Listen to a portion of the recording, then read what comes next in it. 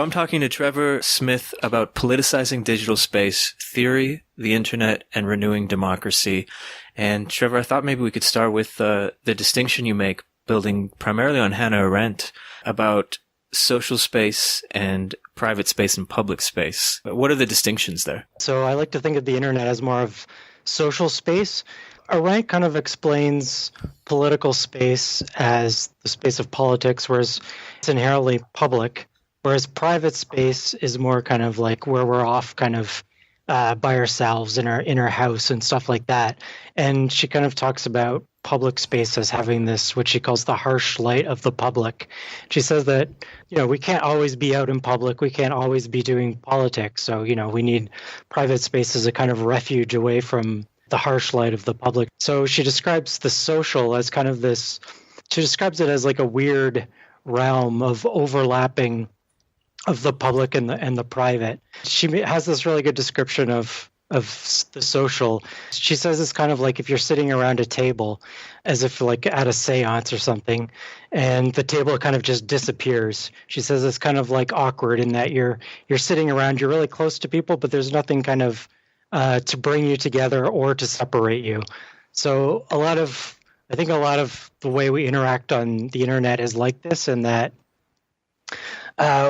we're kind of displaying private things out in public. So it's this kind of waves of private and public washing together to create this new space where we're kind of squished together, but also kind of it's uncomfortably together. I mean, I had read Hannah Arendt before, but I had never come across that, or at least thought of that in relation to social media, but it seems to fit so perfectly. In terms of bringing her work, which obviously was written before the internet, into the internet, did it fit as seamlessly as it sounds when you do that description, or were there some things that you really had to consider? Well, I kind of had to adopt it, right? Because in her own essays where she writes about technology, she kind of takes a cautious approach, especially when she talks about, like, she starts the human condition by talking about the launching of Sputnik, the satellite, and she sees this as kind of like this major event. And her worry is that with technology, eventually we're going to kind of alienate ourselves, not just from each other, from politics, but from like the actual planet Earth itself. But what I think is interesting is that, Sputnik kind of represents the launching of communications technology, in that it, kind of brought the world together in a sense, which kind of facilitates the modern communications technology, which, she probably wasn't really thinking about. She was more thinking about, launching into space and, if humans start going on to other planets and stuff like that. Mm-hmm. So it's interesting that there's this kind of communications element to it that she probably wasn't really thinking about. So that's kind of how I tried to adapt it for the internet. You use a number of examples in your book, particularly I'm guessing you were writing not too long after the Arab Spring and the Occupy movement, because those are some of the ones that come up right away. Has there been anything since you've published that has made you really think about it, or maybe you wish you had been able to put that into your book? Yeah, definitely, like the rise of the alt-right and how that's kind of been huge, like as an online phenomenon of online politics. Like I was mostly focusing on kind of stuff that I like, I guess, like the Arab Spring and Occupy, and I'd kind of been aware of all these kind of like extremist things going on, but it wasn't really like I was writing this like 2012, 2013, 2014, I guess, as well. 2015 maybe too. Mm-hmm. So it's kind of a bit more recent. So, when I look back and read it today, I think that's kind of like almost like a major oversight that I would need to put in there. But I don't know, that might be my next project. Well, I mean, I definitely wouldn't say oversight because, like you said, you were writing at a time where I don't think any of us saw the potential for the alt-right movement to gain so much traction as it has in the last year or so. Maybe along the same lines, I was myself paying attention to the Arab Spring and Occupy movement and things that I either liked or I definitely didn't dislike viscerally, sort of like some of the alt-right Nazi or neo-Nazi things that we've been seeing in the news lately. When you were writing about this, you had these things in mind, and it seemed that, I guess, the movements that were getting together were powerful in a good sort of ethical way. Mm-hmm. And so there's clearly an optimism to some extent surrounding that. And I think probably like many of us, you've kind of, you've seen the alt-right movements pick up steam as well. Other than the people involved, is there something fundamentally different about people getting together and sharing their ideas when it comes to something like the Occupy movement in comparison to the alt-right movements? Well, that's interesting because I think that one of the things that when I write about, kind of politics itself is that, even though, as you can probably tell from the book, that I'm fairly on the left, the way that I write about politics is that it must have like this kind of, it's driven by conflict, right? Mm-hmm. So there has to be kind of different opinions, stuff like that. So, it doesn't really exclude any kind of, when I talk about some kind of like online politics, it doesn't really exclude that type of stuff. So it is like basically what I'm talking about, just kind of a different manifestation of it. Obviously, there's a lot of problematic elements with that, but it's still, there's still engaging using the internet. Without the internet, the alt-right would have had a serious problem kind of spreading themselves and kind of becoming as popular as they did, especially in terms of like the specific audience that they play to. Well, I'm wondering, as I'm reading your work, we see this as a place, if we were to write about it as a place where people can come together, share ideas, maybe have some kind of sort of conflict about what their goals are, but ultimately arrive at some kind of destination or fundamental maybe agreement on certain principles after a conversation or whatever. It always seems so great. But then when I see this being done with groups that I think are quite sort of horrible groups, I'm conflicted because I want everybody to be able to do that, but I also feel strange about people being able to express really, in many cases, horrible sort of neo-Nazi ideas. Do you think that there's a mechanism within digital politics to deal with that kind of thing, or is that just going to be inevitable that if everybody shares their ideas, then some pretty distasteful ideas will also circulate? Or is there some kind of mechanism within this online space for politics to deal with that kind of thing? Yeah, because if we think back to like a lot of the earlier writings on the internet was kind of like, oh, it's this great thing that's going to like magically transform and make everything so much better. Mm-hmm. And, we've kind of seen that that's not necessarily the case. And that kind of leads to like what I call the CyberSkeptics, who kind of dismiss the internet as any kind of place for politics. But I think in terms of that, it's a lot of it has to do with kind of the algorithmic structure of a lot of kind of sites where these kind of discussions take place. And a lot of it, I think we need to kind of design better public relevance algorithms. When I teach a class on information ethics, I always tell the students, kind of paraphrasing Plato, that programmers need to become philosophers or philosophers need to become programmers, just because we need to think about kind of the political implications of how these types of things work. If we think of like Reddit, for instance, the way their algorithm works is kind of fundamentally anti-political in that it punishes, an interesting idea that's unpopular. So it leads to kind of echo chambers, which, and then we get kind of all of the, like alt-right people or whatever kind of can congregate in their own area and, talk amongst themselves, and then it just gets amplified. So part of it's, I think we need to do a better job of essentially creating these as political spaces.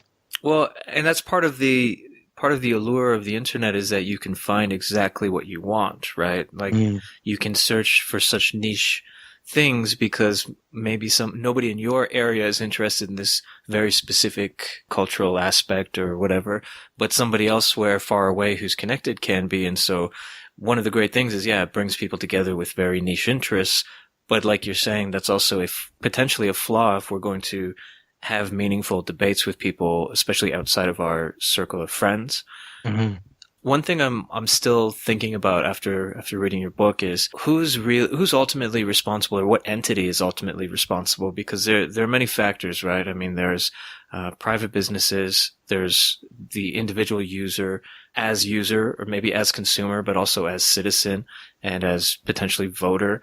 It seems to me that one of the reasons we're in the situation we are is that there are a lot of competing interests, but nobody other than potentially government, but at the same time, a lot of people don't want too much government interference in the internet. Who do you look for, or who do you look to open these conversations so that it doesn't become a sort of echo chamber? Yeah, that's an interesting question. I think if I think about the forums that, I've been on, and I was thinking about this today, and that I've been essentially posting on like internet forums about politics for 20 years. Seems like a long time considering, we still think of the internet as a new technology. Mm-hmm. But I think the ones that work best, that had kind of the best discussions, were the ones where the users were essentially invested in it. And I think this is a problem with a lot of like the big sites. Like I browse Reddit a lot, and I think that people don't feel responsible for it. It's kind of like they're going onto this site which is owned by like a big corporation. So, they don't feel any kind of ownership of it. So they don't feel like they need to kind of take responsibility for what goes on in that space. So I think that would be the number one thing for facilitating like a properly political space online, would be a sense of user buy-in, and that the users feel responsible for the space themselves. And that way they'd be less inclined to kind of, engage in uncivil speech and stuff like that. To go a little further with that, who or what do you think ought to create that? Maybe sort of morally, or maybe there's another reason for it. Maybe there's a political reason for it. But who or what do you imagine could create a space like that? Yeah, I'm not exactly sure. I don't know how to answer that, because in my last chapter, I kind of point at some possible future directions. On the one hand, like maybe if we could start bringing in kind of like parallel spaces. So if I think about the Canadian context, I guess this is somewhat the same in the US, where, you have a representative for a district. So if we have, say, like the representative creates some sort of space where essentially people can talk to the representative. If eventually we get to the point where, those spaces actually matter to the point where the people engaging in those spaces kind of are able to start to shape the policy, rather than just kind of, telling the representative and the representative going and doing whatever they want. Possibly government, but I could also see like grassroots, like some kind of activist group starting up a space. When I was involved with the I guess the ultra globalization movement, if that's what you want to call it, there was a big thing called indie media, which was kind of like a bottom-up grassroots attempt to create like independent news media site with also like discussions. So there's the problem in that not everyone goes there, whereas on a government one, kind of it would draw in more people. So yeah, I don't know. That's a really difficult question. Yeah, well, and I think it's true that to some extent it needs to be organic, because anything put in place by a specific corporation is probably going to be trying to get money, or even by a specific charity is trying to work towards a certain goal. And so yeah, there definitely needs to be something organic there. But it's something, I guess, reading your book especially, I've been thinking more about, is that if this does come about, which would be really great, and I think eventually maybe it has to, but where it will come from, I think still is kind of up in the air because of that. It actually makes me think of something I wanted to ask you, which is your book seems to be a Creative Commons license. Is that right? Yep. So you've published it with the University of Westminster, but it's also available online. Did you come to that choice of wanting to do that, or is that something that they've been doing and that you signed up for, or how did that come about? Yeah, this series was specifically being published under the Creative Commons license. The series is edited by Christian Fuchs, and it was kind of his idea to do a Creative Commons license. So when I saw that on the series, I was like, yes, I will definitely submit my book for this specific series, because I like that idea of using a Creative Commons, especially for academic books, which have a tendency to have a limited audience. And then when someone does want to read it, it can be super expensive. So, people can go and download it for free off the University of Westminster's website. So I think that's great. At the same time, I noticed, though, you can buy it on Amazon and other places, right? How is that working? Do you know? I think that's like you can buy hard copies through there. I don't know. When I promote it to people, I just tell them to go to the website and download it. So unless they want a hard copy, in which case I have to buy it. But like the university got a grant from, I think from the EU or something for publishing this. So Okay. I think that's how they recoup costs to publish. Yeah, and I guess other than typesetting and doing all the digital work that goes behind it, if you're distributing it digitally, then it's not too much overhead, and so that makes sense. Do you think this will become more popular? It seems like there's still a push to, in some cases, to monetize the books, but also to try to distance the academic stuff from stuff that can be published by anyone. I'm wondering how you felt with the process, and if you think it's something that's going to potentially become more and more popular in academia. Yeah, I thought the process was great. I mean, it was just the standard peer review process, and then the publisher was great to work with. So I hope it becomes more prevalent, especially if you want to read a lot of books. It can become, financially burdensome sometimes, if, especially ones that are, $100 for like a regular sized book. And, I always have this kind of like hacker ethic to me as well. That information wants to be free. If I'm creating information, I want people to read it. Yeah. No, it seemed interesting. I'm not sure if I've ever read a different Creative Commons. This, as far as I know, is the first one that I picked up in terms of an academic book.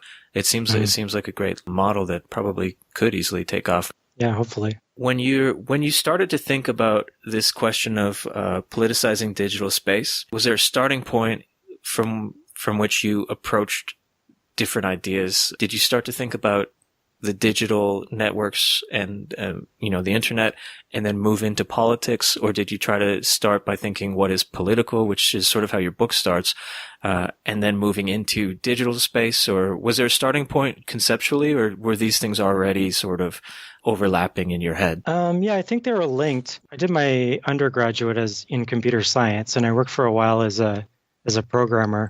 Kind of had this digital aspect, and then I eventually went back to school. So I was always interested in that. But when I was doing my undergraduate in computer science, that's when I kind of got involved with the ultra-globalization movement. And that's when I became interested in, kind of talking to people online about politics. I was familiar with that kind of like early literature, where what I call cyber utopian, where there was very much this idea that, the internet was going to change everything and, everything would be great. But then reading like more contemporary stuff, I felt that there was too much, it swung too far the other way. Like there was too much skepticism about the internet, almost as if people were kind of disappointed that like this utopia of online didn't come about. And now they're going to be kind of angry that it didn't come about and kind of say, there's no point thinking about the internet. So I was kind of trying to plot a middle ground there to say like, the technological determinist utopians that didn't come about, but there's still potential online. It's just that we have to do it ourselves. It's not going to be an automatic process. I was kind of thinking about this at the same time when Arab Spring was happening. In particular, the kind of, once the revolution was successful, like what comes next kind of thing. It was very much like a feeling of like, what does come next? And it was almost like, well, I guess representative democracy, because that's the opposite of dictatorship. And, this kind of went back to my experience in the ultra-globalization movement where, we would go to these big protests, which would, be amazing. And we'd have this intense circulation of political energy and then kind of come back home and be like, okay, what now? Like, how do we carry on this energy? And, my idea was always kind of like, well, let's try to create some kind of political space online as the seeds of a new world, basically. So those were kind of my two, I guess, things that drove me to think about this. Yeah, and you use a lot of people, some of which I was fairly familiar with. And is there anybody that stuck out early on, in terms of theorists that you thought, yes, like this is how I'm going to approach it, and then you started working with it, or were there a few? I'm curious because I know what you ended with, but I'm curious where you started. Yeah, I pretty much started with Arendt heavily, because especially in terms of like how she talks about politics as appearing, I thought that was interesting in relation to, when we interact online, we don't necessarily see our physical bodies. And a lot of the Arendt literature kind of assumes that when she says politics is appearing, it kind of assumes that appearing means our physical body is appearing. I always read that as, it's our ideas, our opinions, our thoughts that are appearing, not necessarily bodies. So, I kind of thought that Arendt was a perfect starting point for that. In terms of ones that I didn't really incorporate much, maybe Lefebvre's stuff on space. I was thinking about that a lot in terms of how the internet was space, but then I kind of moved away from that a little bit. That's interesting, actually, because I'm just looking at your book now and the sort of notes I took, and you make this comparison. Now that you just say that, reminds me of Lefebvre, which is the difference between wetware, software, and hardware. Mm-hmm. You compare wetware to speech and action of the people, software to frameworks and rules, and then hardware to physical location. It kind of reminds me of his ideas of virtual space and how he does that tripartite division. For people that might not have picked up your book yet, why is that significant, and how do you actually make those connections between the wetware, software, and hardware, and then the more traditional ideas of democracy? How does that work? I think when most people think of democracy in the space where, you know, kind of politics happens, they think of, you know, a parliament building or Congress or whatever. They think of it as like a very much a physical thing. And, you know, this is kind of how it works now. To engage in politics, you have to, you know, somehow gain access to that physical space, which is, you know, very hard. You have to get elected. And then on the other hand, too, we also have protests, which also tend to be constrained to a specific location and space.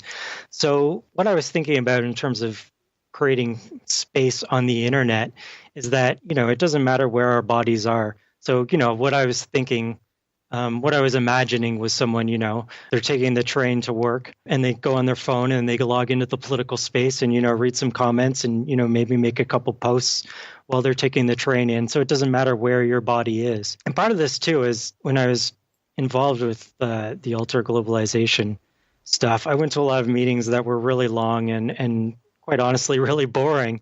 And people would go on and they would talk and they would talk. And I would wish that this was in writing because it would be a lot quicker for me to skim through this kind of long-winded rant. So I think of the internet as something it's a space itself, but it also kind of can allow us to compress space and time and kind of do more with this kind of virtual space that's out there. So in terms of the three levels, I really want to kind of point out that what's important is, you know, the action of people. So if we think about this on the internet, the kind of middle layer of a framework of like a constitution and laws and stuff, I see this as software, like I was talking earlier about public relevance algorithms and stuff like that. So these are kind of like the rules of how online space and kind of any kind of online interaction works. But, you know, even then, just because there's, you know, algorithms dictating things, the action of the people is still kind of what determines what kind of space it is. You know, you see this all the time in that, you know, people have messed with algorithms to essentially create a space that's not really what it's supposed to be within the bounds of, you know, an existing algorithm. So I was just trying to emphasize this idea that a lot of people see algorithms and software code as, you know, kind of a new iron cage. But even if you're not a programmer and you can't make your own website, people can still kind of interact with these to create effects that are not driven by the actual algorithms themselves. And that was interesting to me, especially as you lay it out so clearly, sort of three-way division between, I guess, people and then the rules or constraints and then the actual hardware that is more difficult to change or has to literally be changed as opposed to software that's more malleable. When you picture political work in that sense, I was thinking, well, it makes sense then for some people to be focused on the wetware, the people, some people to be focused on the software and the sort of rules, and then other people to be focused on the hardware or the physical places and the maybe physical constraints of what we can and can't do. Do you see it working like that, or do you see people working in sort of all three places at once more often than not? Yeah, I think there can be people dedicated to specific ones, but also it can be overlap. So I think about like the net neutrality stuff that's, well, I guess unfortunately happening in the US. You know, this was not just, you know, kind of hardware geeks who understand how packet switching and stuff works. You know, there was a kind of broad understanding that this is kind of affecting the hardware layer of the internet, and this could have, you know, repercussions all the way up. In terms of, you know, how websites operated, so the software level, and then, you know, what people are able to do with them up to the wetware level. So, you know, there are definitely, you know, you have to be more specialized, kind of going down like from wetware to software to hardware, especially when dealing with internet stuff. It might require more technical expertise, but in a general level, you we can think about how all three of these can, be the subject of political action. And I think the net neutrality thing really demonstrates this. It's actually something I wanted to ask you about as well, is that one of the things on the back of my mind, since it's so recent in our news, is the net neutrality debate or lack thereof, because it seems like the people who spoke out pretty clearly that I can't imagine, like, nobody seems to want to get rid of net neutrality except for a few corporations and, a few puppets basically who are willing to do that in order to increase profits. But in terms of net neutrality, do you see a particular way to address this with the work on politics that you've been looking at? You could think about Canada too. Like, Canada's not as bad now, but we used to have basically no net neutrality. To give an example, many years ago, one of the ISPs, there was actually their union was going to go on strike, and the ISP TELUS, they actually blocked the union's website. So anyone who had a TELUS ISP, if they tried to go to the website of the union, it just wouldn't show up. So, we can think of that as like an egregious violation of net neutrality, to the point where, the ISP is directly censoring what people can see because, they don't like what a website is saying. But, this stuff is hard because, first of all, a lot of people don't understand how this works. And it's hard to get people to kind of pay attention to this, I think. Maybe not so much now, as I see what's happening in the US, a lot of people seem to be, understanding that this is a problem. But I don't know if, this is like a difficult thing, because if the hardware of the internet's compromised, then, it creates cascading problems for, trying to create like a political website or acting politically online. Difficult. What I want to say is that, people who are technically inclined will, essentially start their own ISPs, maybe route things through other countries or something. But, that would be really difficult. And I don't think that the average person would, kind of go out of their way to try to find an ISP that maybe, I guess, like a business model of respecting net neutrality. I'm not sure if that would actually happen. That's what I would want to happen. But I think that's difficult, especially when we look at other countries that do have kind of levels of internet censorship and stuff like that. It tends to be more at the individual level, where, people use software that allows them to kind of subvert these sorts of things.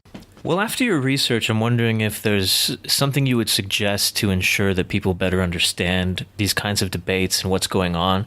Especially, I'm thinking, most people have to take a civics course to graduate high school. And generally speaking, when people take undergraduate degrees, they have to take a history course and probably another civics or politics course. Those are designed so that people can be more engaged, meaningful citizens and work within their community through a better understanding. In today's age, as your book makes abundantly clear, politics is more and more online. And so what would you suggest, maybe in place of or in addition to those kinds of traditional civics courses, what do people need for politics in the digital age? Yeah, that's interesting. I think what we need to do is foster like algorithmic awareness. We need to be aware of kind of software level stuff that might be, kind of altering how we interact online. We can think of like how the Facebook news feed works. A lot of people don't even realize that, it's not just a list of, your friend posts this at this time, then the next one shows up after your friend posts something, but it's actually, an algorithm choosing which stories. It's not just the most recent stuff. So we need to kind of foster that kind of awareness, which again is, this is a difficult proposition because, that would help immensely in terms of thinking about, how we interact online, especially if we create some kind of online space, which, is going to have a lot of algorithms sorting through comments and stuff like that. We need to have this kind of awareness. So, that can be a problem in terms of, how much awareness the average internet user has, which, in a lot of cases probably isn't that much. If I think of, my older relatives who use the internet, they don't even know what an algorithm is, let alone awareness of how things are working in the background. So a major difficulty when thinking about, kind of doing politics online is that, it doesn't require that much. Like, you don't have to be an expert in how to use a computer or know how to program or anything like that. But you do need to have some kind of awareness of how it works. But this is kind of true of politics in general. If you want to get involved in politics, you need to have some kind of knowledge of how structures work and things like that. And what about more generally, when you think about what you could explain to somebody if you had, say, 5 minutes, 10 minutes, or just a limited amount of time? So not a class and nothing too onerous, but if you had to get people to realize or to think about something differently in relation to digital politics, what would that be? Yeah, that's an interesting question. In addition to the awareness of algorithmic awareness, I think we need to focus on the fact that when we talk to people online, when we argue with them, we're talking to actual human beings. I think there's a tendency that might get forgotten, in which can lead to kind of mean-spiritedness. I speak of this as kind of one of the strengths of the internet, in that it kind of creates this subject that doesn't necessarily have a body, doesn't have these identities that are obvious to the other person we're talking with. But at the same time, we may forget that this isn't just text on a screen, that this is a human being. So, if I was teaching, kids this about how to, do politics online, this is something that I would emphasize, that, you are talking to other human beings. So there's like a comedian who does a thing where, he talks about his daughter being mean to someone through her phone and not seeing the reaction of the other person. She doesn't get that feeling that when she says mean things to other people, that it makes other people feel bad. So I think this is something that we need to kind of teach kids, especially when, engage in politics and, things can get heated and there's proclivity towards, kind of getting mean towards the other person. That's interesting, because I feel like one of the strengths of the internet that a lot of people can get behind is the anonymity, where you can look at things and not be judged, you can say things and not be judged, and so anonymity seems like a really great thing. But at the same time, we've seen these effects of trolling, of people doing horrible things effectively. Mm-hmm. And I'm wondering, how do you negotiate between the benefits of anonymity versus the downside, the harassment and the incivility, but also the not taking it seriously, right? You have that word, I'm probably going to butcher the way you're supposed to actually pronounce it. Ironopolitics, is that what it is? Ironopolitics. Yeah, that's something your book made me think about more, this idea that we're going into these things so far removed that we're not really taking ourselves seriously, and for that reason, we're not being very productive, particularly when it comes to politics online. How do we deal with that, or what are some strategies you think? Yeah, I think especially when I look at like the alt-right stuff online, like this is dripping with ironopolitics, because there's this very much like, if you try to engage, if you're a masochist like me and you want to try to argue against them, you can point out like, if you tell someone that this rhetoric, is directly invoking fascism, they'll say like, no, it's not fascism. I don't believe in that. And there's very much this kind of distance, and that anytime you kind of criticize them, they'll say something like, "Oh, I'm not serious. I'm just being ironic. This, the Nazi symbol on my Twitter picture is just irony. I'm not really a Nazi."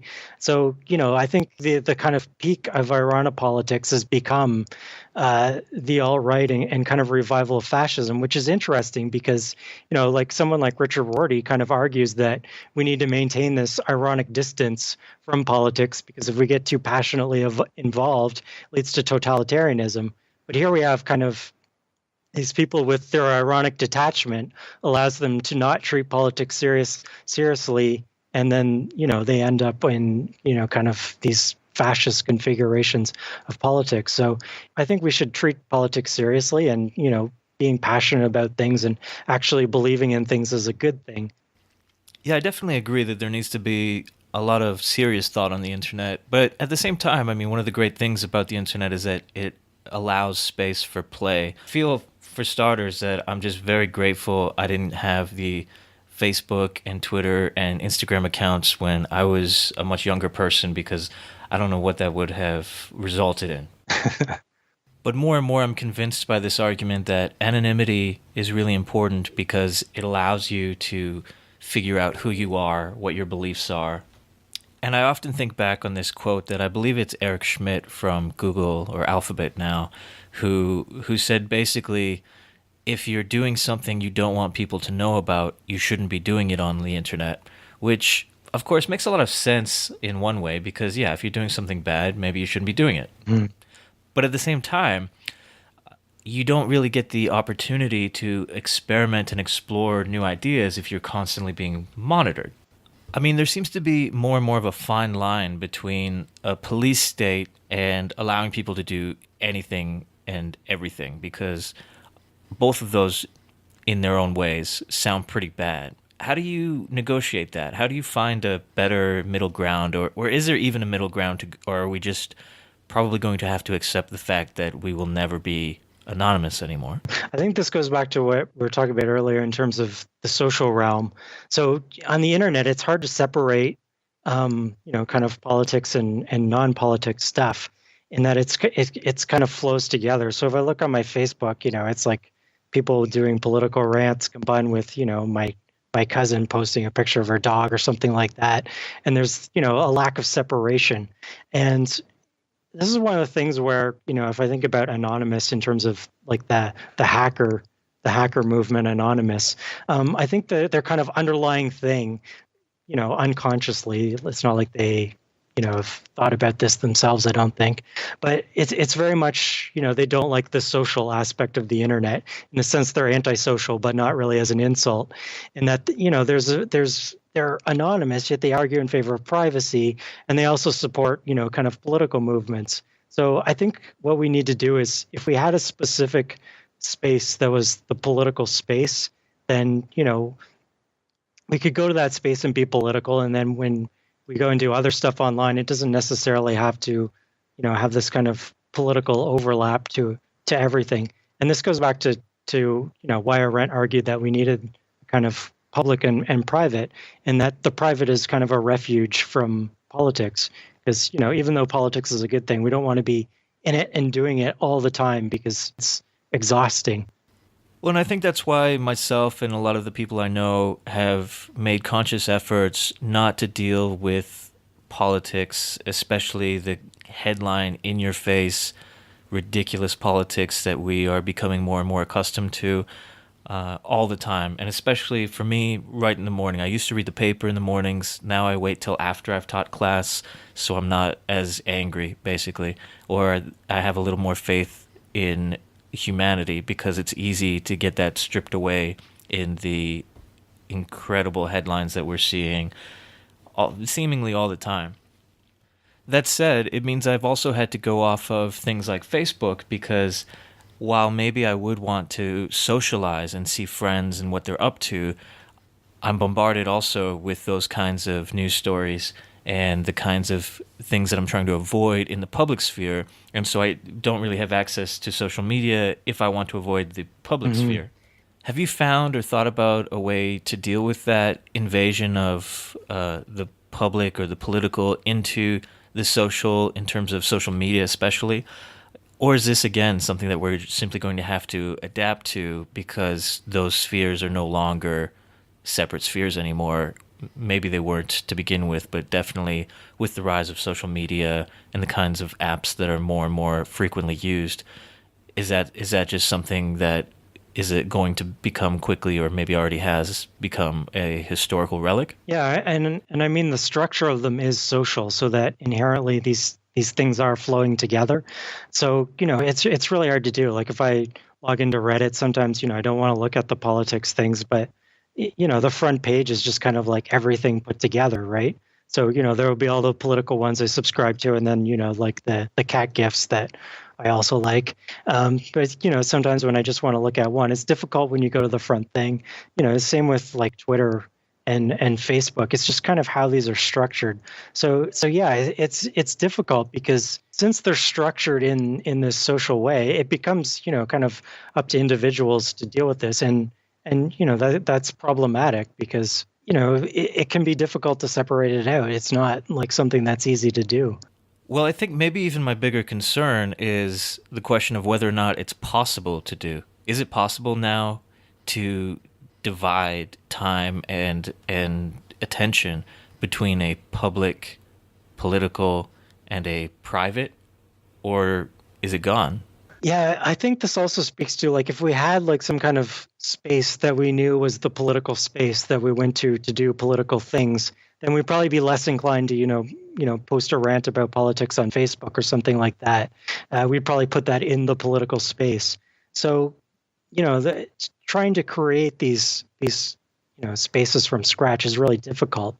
And, a lot of basically the seeds of this I see are within social spaces. So it's groups trying to carve out, or communities or whatever, trying to carve out some political space within the larger social space, which I think is problematic. I would like to see some kind of new political space come up on its own website that's kind of separated out from social posting, private stuff, cat gifs, keep that in its own section, something like that. So yeah, in the meantime, it kind of, the only option is that it's up to kind of individuals to try to navigate this, which, doesn't leave us much choice because everything is, kind of smushed together because, people want to post about, they want to post online about politics and they'll do that wherever they can. When we think about the internet, I think we should think less about kind of public and private as it's been, past conceptualized, and more about privacy and kind of publicity. And this is why, I like spaces that are maybe not anonymous, but at least pseudonymous, because they can create some separation between our our public persona and who we are privately. That's why I think Reddit is interesting. I mean, its algorithm is problematic, and there's lots of other things. But when people make lots of names on there, you can just make a new username and it's not really connected to anything back. Whereas in, Facebook, that's really who you are. Your employer can go and look you up on Facebook, but, chances are they won't be able to find you on Reddit unless you tell them their username. So I think that people should be more aware of this kind of thing. And, kind of pseudonymous spaces are better in terms of politics because we need some, separation from our outside lives because, it can, what we say politically can, be damaging, especially, for groups that don't have, the privilege to speak in offline spaces. They can find spaces online, but if that kind of comes back to haunt them, it can be problematic in terms of that. So yeah, and basically we should think about privacy and we should think about publicity and how they interact online rather so much than, trying to go back to like a separation of public and private. It's more, privacy and publicity. I don't think we can stop the waves from flowing into each other, but we might be able to try to, create some, little breakers that maybe make it not so bad.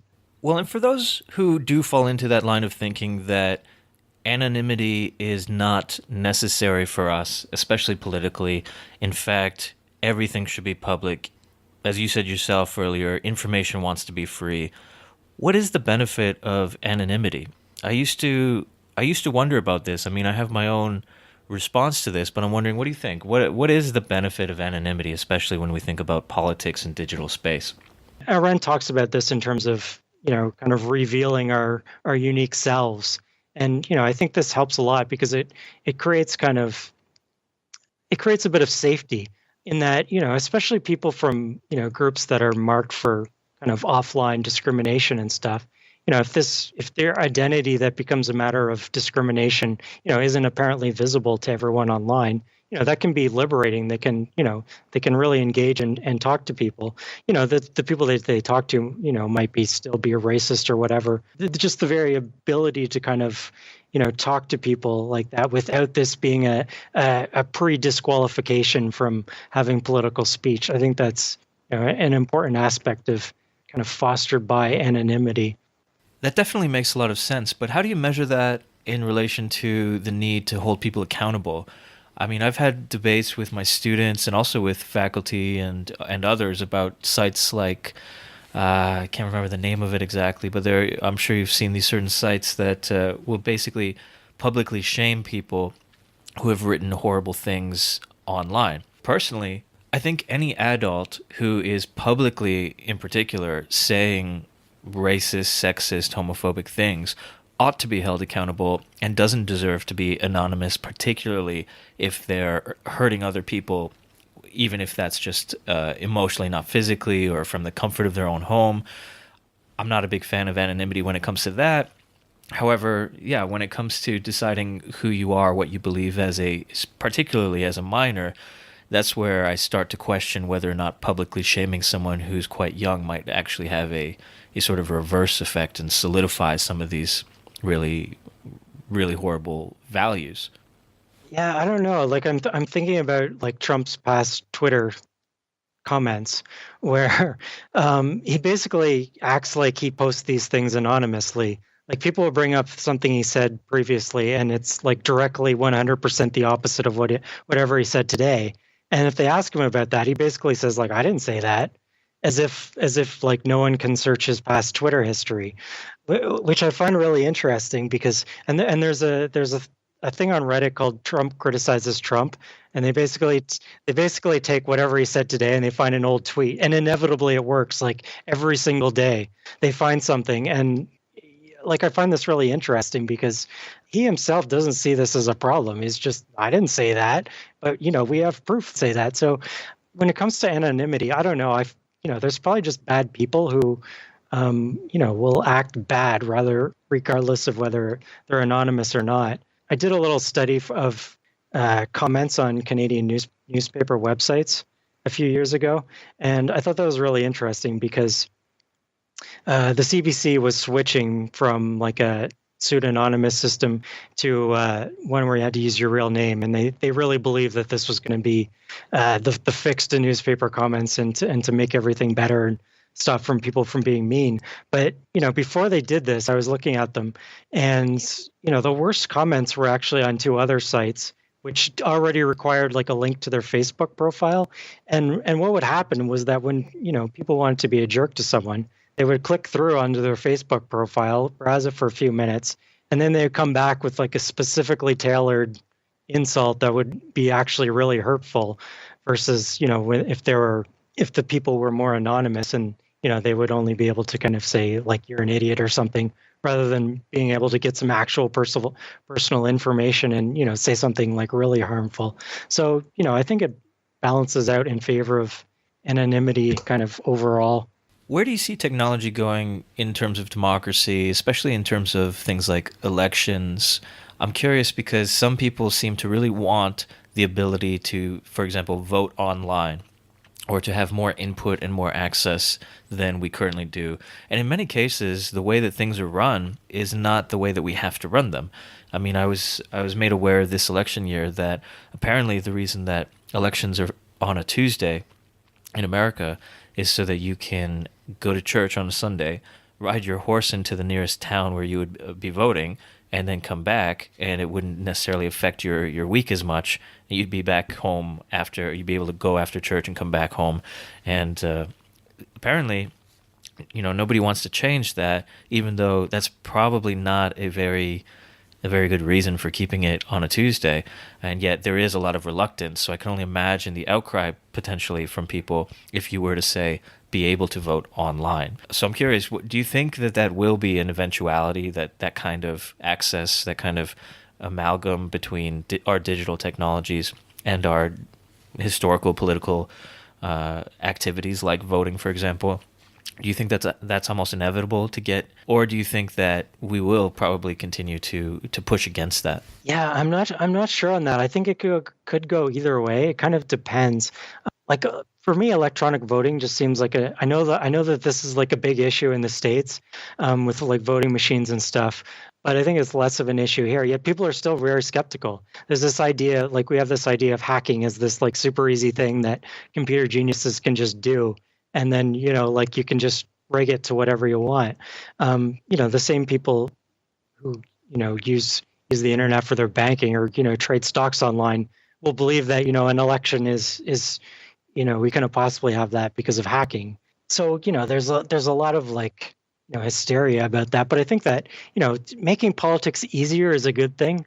Some people believe that it should be like a difficult kind of ritual that you have to go through, but I don't think it should. I think part of the resistance to it is that, if voting becomes a simple thing that we can do in like 2 seconds, even on our cell phones, is that, I think the worry among kind of establishment or whatever you want to call it, is that, people might start to think like, well, maybe we should vote on individual bills.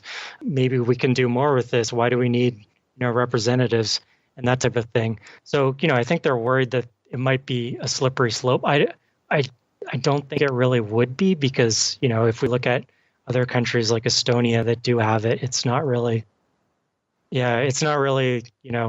things adapt, and people always think things are scarier than they actually are before they come to be. But, I still think that's something good, because it would at least habituate us to the idea of, using technology. And, we could think of, individual candidates running like town hall type things, using more of the internet to do that. It would make it a lot more accessible and kind of, I think that would be an interesting thing, because they could do it a lot more, get more feedback from citizens, rather than just kind of, acting as the top-down person who makes the decisions after they get voted in. That's kind of the end of interaction with the people. Well, and do you think that that would allow people to participate more and be more active in a democracy if we were to make these tools more available online? I don't know. Part of me thinks that that would be a tremendous thing. But another part of me thinks that if only half of the people are voting in the U.S. on an election, for example, are they really going to do that if it's as simple as staying at home? Is that going to necessarily change that apathy or that distrust of politics in general?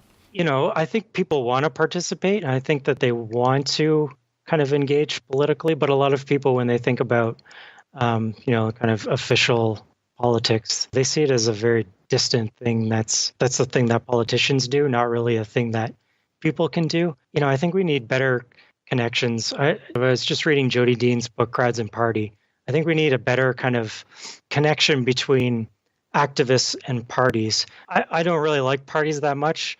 I would like to have some kind of, internet system where, individuals can act individually. But, in the meantime, I think we need parties. I think Jody Dean's right about that. We need parties to kind of connect us, to kind of motivate people to get involved, because I think too often today the reaction to politics is cynicism, and that, it's kind of a thing that happens out there. It's maybe inherently oppressive. Politics is not a good thing. It's something that's done to us. And, part of this is kind of neoliberal ideology that's, seeped into everyone. Even the left still is kind of skeptical of politics and getting involved politically. So, one of the things is that with the book, I was trying to kind of hint at, the reputation of politics, and maybe we could start to see politics as a good thing again, something that's empowering rather than something that's oppressive. So, that's something that I would like people to think about in terms of politics online, and how, maybe we can think about making a new politics that's, people want to take part in, not something that leads to, groans when people mention politics. I like that. I think that's a great message to leave people with. Yeah, I want to say that I think without exactly looking at the world through rose-tinted glasses, you do provide a bit of optimism, at least for me when I was reading your book, about the state of politics and our digital age. And so, yeah, Trevor, I want to thank you, and I definitely recommend that anybody interested pick up Politicizing Digital Space, Theory, the Internet, and Renewing Democracy. Thanks very much for being here, Trevor. Yeah, thanks for having me on here. This was fun.